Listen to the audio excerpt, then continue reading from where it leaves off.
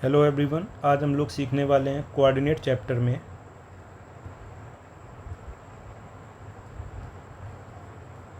Coordinate geometry.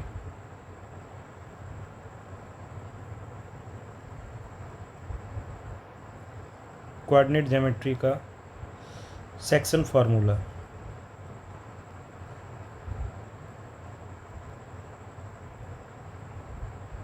जो कि आपका क्लास 10th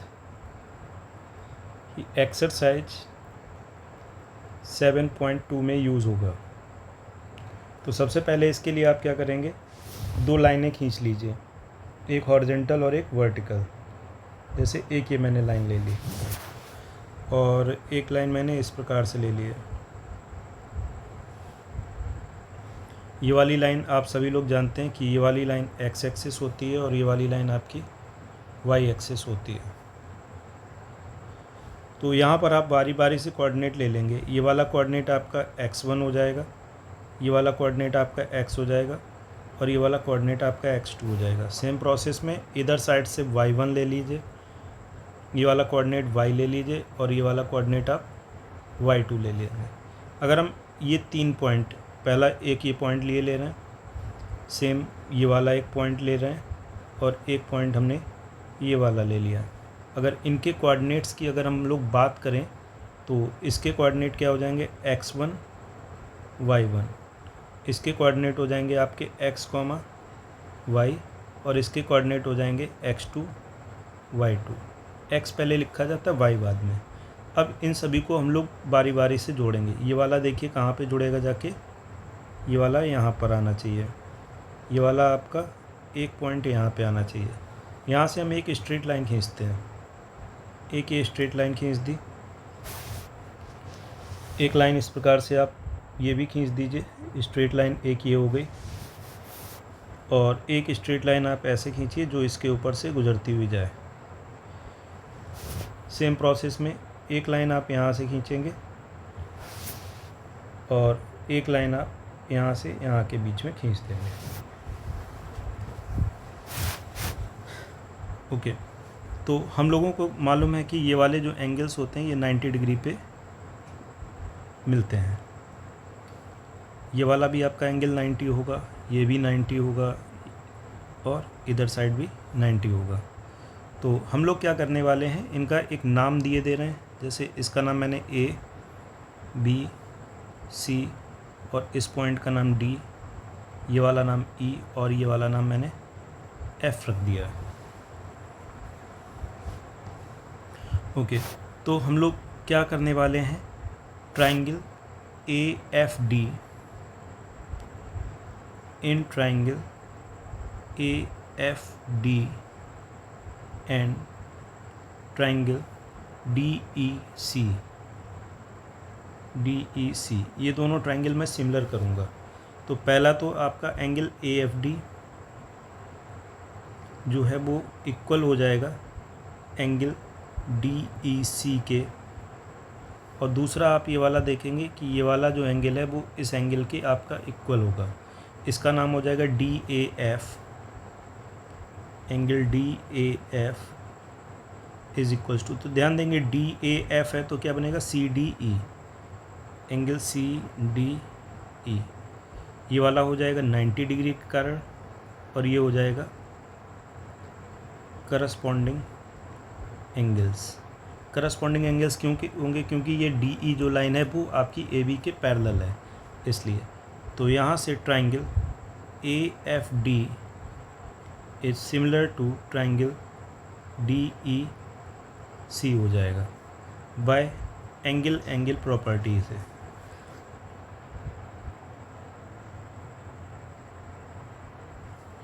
ओके, तो हुआ क्या था, अभी हम लोगों का ट्राइंगल एंगल AFD DEC के सिमिलर हुआ था, DAF CDE के सिमिलर हुआ था और AFD DEC के सिमिलर हुआ था।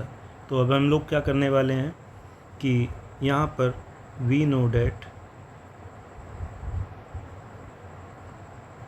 that कि if triangle AFD is similar to triangle DEC, therefore जब दो ट्रायंगल सिमिलर होते हैं तो उनकी साइडें रेशियो में होती हैं, मतलब A F upon D E हमने ले लिया is equals to F D upon E C ले लिया और is equals to A D upon D C ले लिया।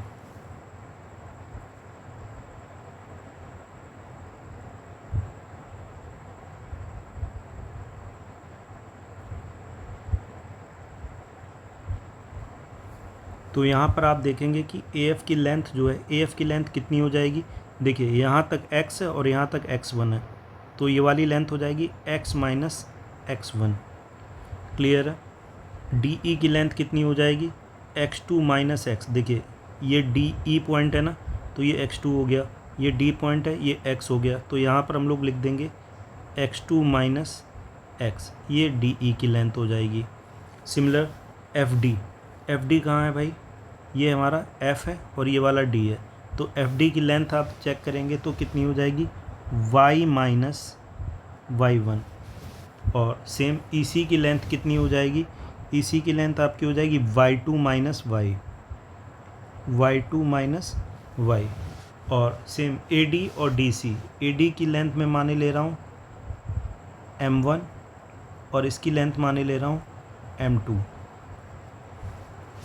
अब वैल्यू हम पुट कर देंगे, तो ए एफ़ की वैल्यू हमारी कितनी थी x minus x1, D E की वैल्यू कितनी थी, डी ई की value x2 minus x is equals to F D की लेंथ कितनी थी y माइनस y1 और ई सी की लेंथ कितनी थी y1 minus y2 minus y। Same A D की लेंथ कितनी है हमारी m1 और डी सी की लेंथ कितनी है m2। अब हम लोग क्या करेंगे, एक बार मैं इस पूरे को इसके इक्वल रख दूंगा और एक बार इस पूरे को इसके इक्वल रख दूंगा, मतलब m1 अपॉन m2 के। तो रखते हैं, चलिए, तो x minus x1 upon x2 minus x is equals to m1 upon m2। Cross multiply कर देंगे, m1 का मल्टीप्लाई होगा x2 माइनस x से और m2 का मल्टीप्लाई होगा x माइनस x1 से।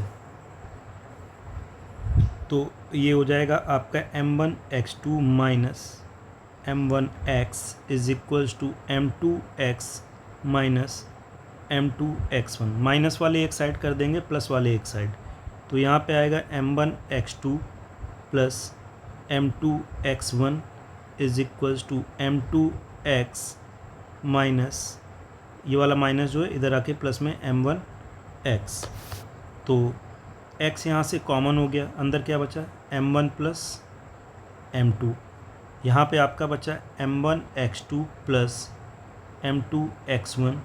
तो x की वैल्यू जो निकल के आएगी m1 x2 plus m2 x1 upon m1 plus m2। Similarly हम लोग y minus y1 upon y2 minus y is equals to m1 upon m2 रख लेते हैं। तो देखिए यहाँ से क्या मिलने वाला है, क्रॉस मल्टीप्लाई करेंगे, m2 का मल्टीप्लाई हो जाएगा y माइनस y1 से और m1 का मल्टीप्लाई हो जाएगा y2 माइनस y से। तो ये हो गया m2 y minus m2 y1 is equals to m1 y2 और माइनस का m1 y।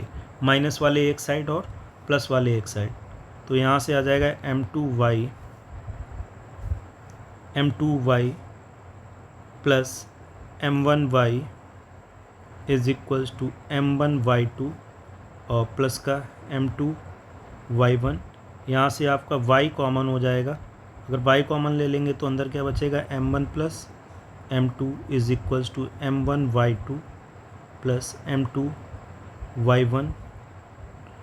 अगले स्टेप में y इक्वल्स टू हो जाएगा m1 y2 plus m2 y1 upon m1 plus m2। यही आपके सेक्शन फार्मूले होते हैं, y equals to m1 y2 plus m2 y1 upon m1 plus m2। Similarly, और ये x का फार्मूला हो जाता है, ये वाला आपका x का फार्मूला है, थैंक यू।